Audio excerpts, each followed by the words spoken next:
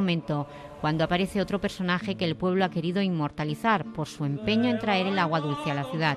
Vicente Sansano Fenoy fue un alcalde entrañable y popular que siguió el espíritu de Tormo. Trabajó por mejorar las condiciones de su pueblo, que lo inmortalizó en su cancionero popular.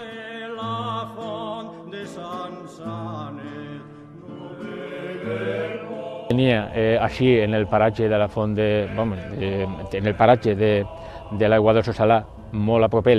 colindant una finca molt gran. Ell també ahir, com diu la famosa cançoneta de Sant Sanet, de Fermos el Nuvolet, Sant Sanet donava aigua i permetia que la gent entrara a la seva finca, i ell donava aigua d'una font que tenia a la seva finca, colindant a l'aigua del Salà, permetia que la gent agarrara aigua fresqueta, que eixia molt fresqueta, per a fer-se el nuvolet,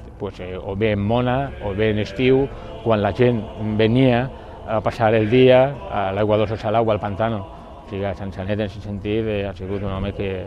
s'ha volcat molt en el poble.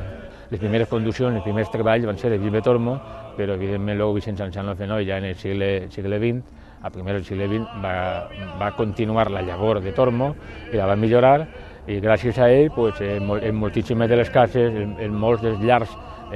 locals, ja podien tindre aigua potable. El músico Pepico Baello, que ha recopilado millares de canciones tradicionales, ha permitido con su trabajo que el esfuerzo de